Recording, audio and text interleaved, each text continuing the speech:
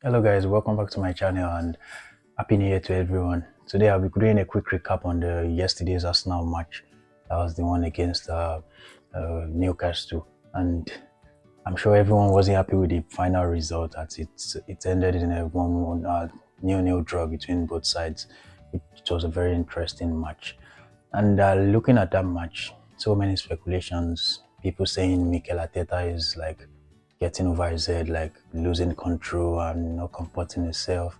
People saying different controversies on the decisions made by the referee for the two different scenarios for the penalties, and also the numerous yellow card that was dished out by the referee yesterday. It was, from my own side, my own point of view, I would be saying the first controversy, which was the Gabriel Shet pull, was an absolute penalty. There was nothing that should say that shouldn't be a penalty. It was like, I don't understand. Why do we have a VAR if we have those kind of incidents and the players are actually protesting, and the manager is also doing the same thing, and we expect, okay, there is a VAR, so you have to get in and look at what's happening. So if the VAR is not doing its work, so why is it there? And also for the second incident, which was the dying minutes of the game, I honestly, I would say that wasn't a penalty. I would say that, but there also is, the VAR is meant to be there for a reason. Like they are meant to like check these things and say, okay, as the referee made the right decision. If he hasn't, he should look back and see what's happening. But I feel the second penalty is the second call of the handball is not a penalty, as the player was on the ground and his arms were not too close to his body here, but I think there was nothing he could have done to like avoid that, because he was actually falling or sliding also.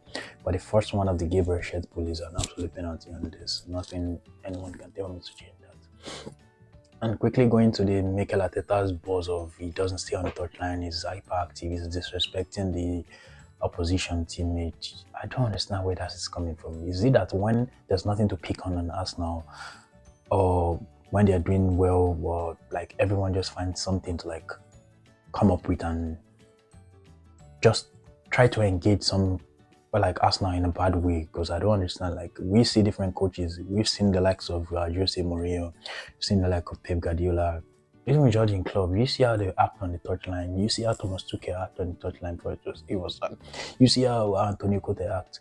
So the game is something that if you have a passion for it and you actually want to get a win, and you're seeing decisions not going your way, you have to react. And everyone is like, I don't understand where the coming for saying he's disrespecting the team. Are you expecting Mikel Arteta to like see a decision not going in his way and just keep mute on the touchline, just stay in his box and not see anything? It's absolutely like, it's nonsense. That kind of take is I don't understand where that's coming from. Yeah, I would say he should calm down a bit, but not to like he's disrespecting. If everyone knows Mikel Arteta is not someone that's very disrespectful to opposition, like he praises the opposition as other coaches do. So honestly, I don't know where that is coming from. And looking at the game, the all-round performance, like okay, it's a drop of a point, but I wouldn't say it's a bad game for us now, because at the end of the day, Newcastle has been a tough side. They've gone to Manchester City and they've drawn the game, and they've like had a good result over like a couple of big teams in the league top six side. So having a draw at Emirates Stadium, yeah, it's a fair result for them, because that was actually what they wanted. But for us now, it's not really a good result. But it's not like the result doesn't reflect the performance. You know what I mean? So it's not like, okay, Arsenal is on a bad run or so. So the only concern now is the fact that, okay, if you watch the game against the friendly game before during the World Cup break, the friendly game against Juventus sat back and Arsenal weren't able to break them down.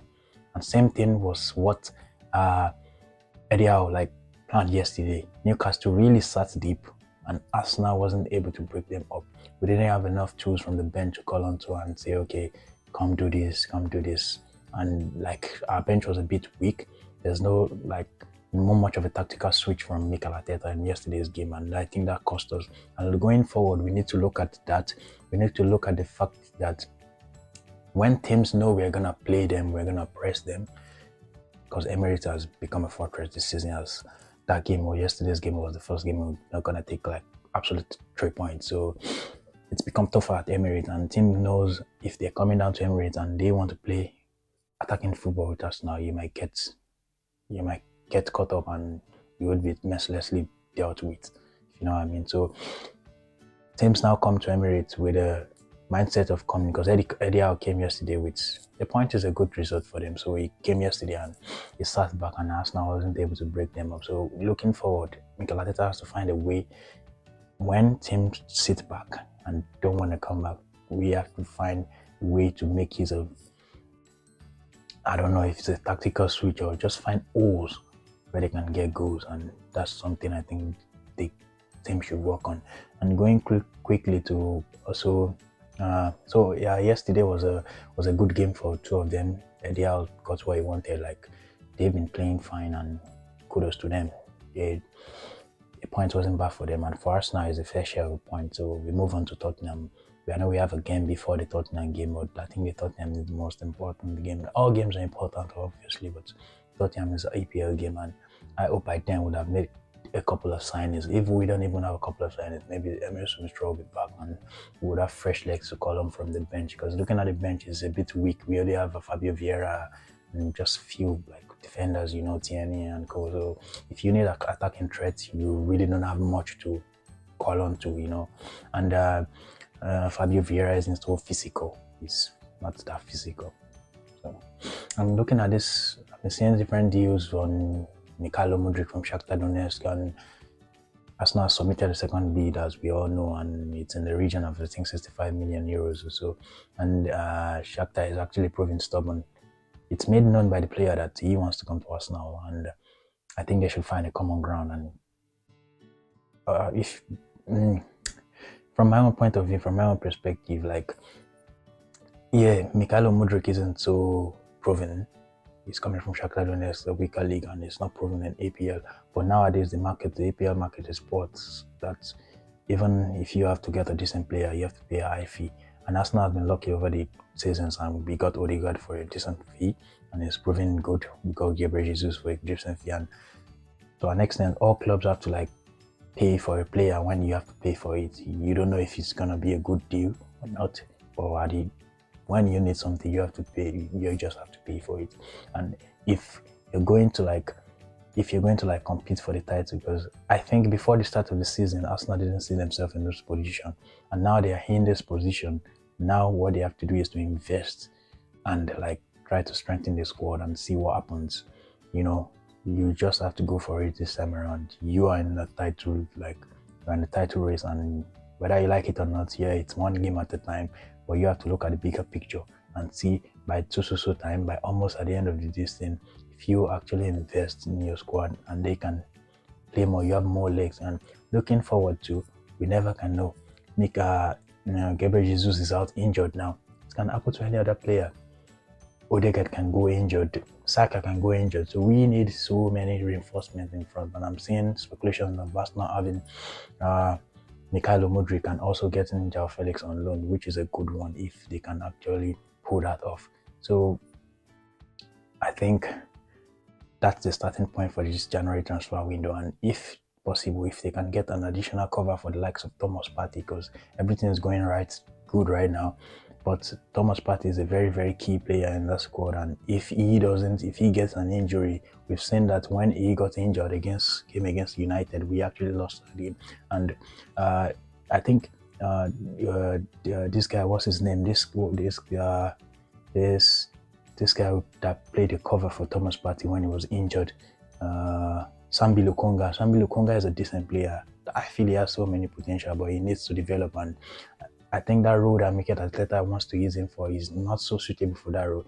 If you're looking at the same thing happened to Granit Xhaka's career, and right now he's booming because his role was changed. So it's too much of a work for Lukonga to actually come in and do what Partey is doing. Partey is a very good defensive midfielder, and we can see him playing that lone position, and he's actually doing very well. So hopefully we can get a couple of good transfer signings this January, and let's push for the title.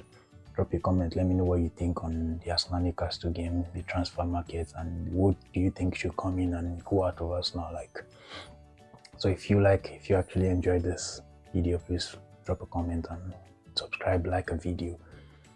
Thank you. Happy New Year once again. Cheers.